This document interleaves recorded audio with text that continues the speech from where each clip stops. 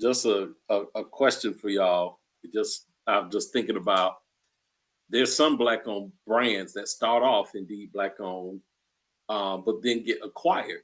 Yeah, good point. Actually, if you were a black owned brand, that may be your aspiration because once you're acquired, you're probably Sell it. acquired for an appreciated amount, Right. and thus you can, benefit from there. But do you lose some of the control because you've been bought out, but they're still going to use your brand. The question for you all for Urban Retrospect is, do you continue to support that brand even though the ownership has now shifted away from the original owner?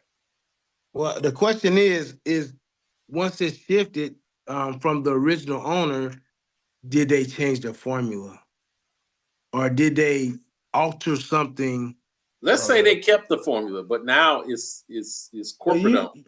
What happens is they usually don't. They usually try to find ways to cut corners. That's true. They do. But I'm just saying for this argument's sake, let's say they didn't. Mm-hmm. Okay. So do they still own a percentage? There's some examples out there. I'll throw one out. Carol's daughter, right? Carol's daughter is hair care. Black owned, but I heard about that. It was bought out, right? So it's no longer his name is Cookies, quote unquote black owned. But they changed the formula though. Yeah. And they started getting some different they got reviews. Some backlash, right? Yeah, exactly. A lot of black women that used to use it, they're like, hey, it ain't the same. Used to. So I that's just an open question, just to spark a conversation. Do they still own a large percentage? They still getting kickbacks though, Ramsey? Nah, man, when you get bought out, I mean, it depends on deal structure, right? Yeah, I mean, if you're smart about it, you gonna say, hey, buy me out, and then let me get some residuals. For I would say, Ramsey, it just depends on the quality. Yeah. It's like what G said. If the quality changes, I mean, I'm not going to support it. Well, and then in this case, let's say if it is hair care products, or let's say if it is for face, we are obviously, if it's black founded, that means there was a little bit more work or emphasis put into making sure that it's best quality for black hair or best quality for black. So if it is black, let's say black founded or black owned, but now, black founded, but now it's owned by someone else. If I know that it's for my locks, and I know there are other products that I cannot put in my locks, and they're the ones that started, I don't have a problem with supporting them just because I know it's going to be for the betterment of my hair. But that's an example. It sounds like the answer to your question, Ramsey, is that it's on an individual basis.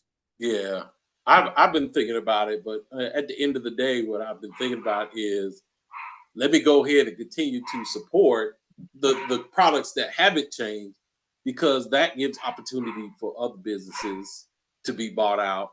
Not necessarily that's a good thing, but building wealth in there, right? So if I had a company and a company bought my company out, and then Ken, you start a company. If the corporation starts losing money on these black owned products, they're not gonna buy them. But my whole thing, buy anybody else out.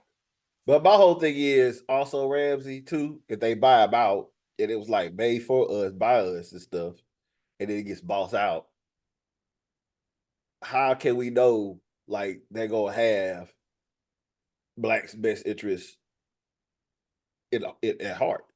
That's my whole thing. It's just I think the answer to that question is like what happened with the Curls daughters is time will tell, because people who already support it, they recognize the change. It's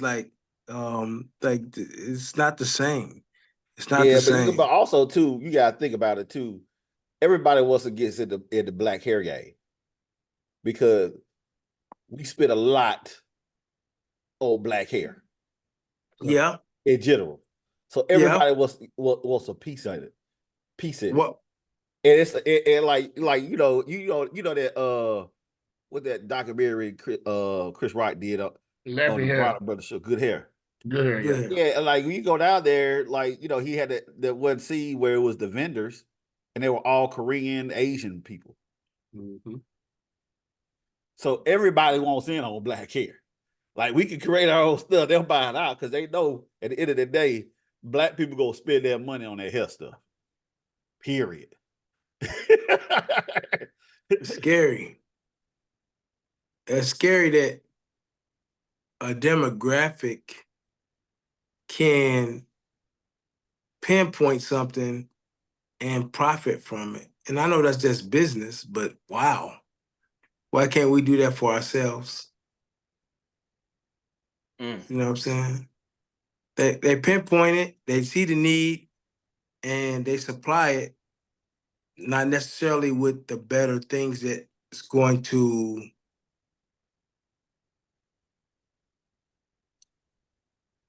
what's the way I need to say this? Well, that's why we started this show, because we got to understand the power of our dollar. Yeah. We make a lot of other people millionaires and billionaires True. off our back. Since we've been here, we make people money. True. And we do it in all aspects, from entertainment, because we don't own these rappers don't own the music that they make. I think they're getting smart to the game. They get That's smart to what- the game, but mostly all these there's three major record labels now, and all of them are not owned by us. And we make probably the majority of the money for them. You know, just think about it. Hair, I'm thinking about it. hair, clothes. We made Louis, Gucci, and all that stuff popular. Dapper Dad even was doing bootleg stuff in Harlem back in the day, and they stole his designs. I saw that. Yeah. Yeah. We make the money. Cristal said, I didn't know black folks were gonna buy this, and we all got offended. Yeah. Hennessy. You know what I'm saying? We make all these brands money. So we got to, as black people, we got to understand that we have power with our dollar. Yeah, we do. And we got to use that power and be strategic and learn how to use it. We got to start learning how to make ourselves richer instead of making other people richer. But hey, I guess that's the words of the wisdom of the show. This show. Hey, that's a word. Yeah, that's a good. But I'm gonna add one more thing to that. You have to be intentional. Yes. When it comes to supporting black owned. Yeah. I mean, we can go out and it's so easy to, like, we can talk about toilet paper, but it's easy to go out and buy other brands. But just in general, you have to be intentional when it goes out to support it. So, if you can, do so. Even locally, like I found I actually never realized it growing up, but about 10 minutes from where I grew up was a black-owned cleaner. They're about 10 to 15 minutes from me now, but that's where I take, unless I am in a rush and I've forgotten to take it, I take the vast majority of my stuff over there.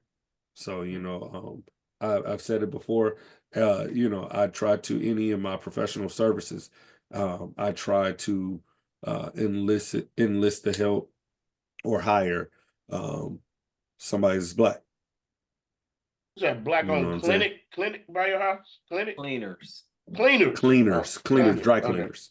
Nice. He takes his clothes to the George Jefferson. Cleveland George Jefferson. Hey man, shout out to Mr. Dungy. But the cool thing was, he does a good when job. I started going there, no, he definitely does a good job. But my mother-in-law goes there. He's right up the street from her, like 2 minutes from her house. But what I didn't know, my mother takes her stuff there. Wow. And so when I went in there and I told him, my last name, he looked, he said, "You're Deborah's son." And I was like, "Yeah." So, it's a family affair. That is good. and his kids have taken over and That's run great. it. So That's great. Keep it going. That's awesome. All right. Well, I this got was a great episode, fellas. King Cobra.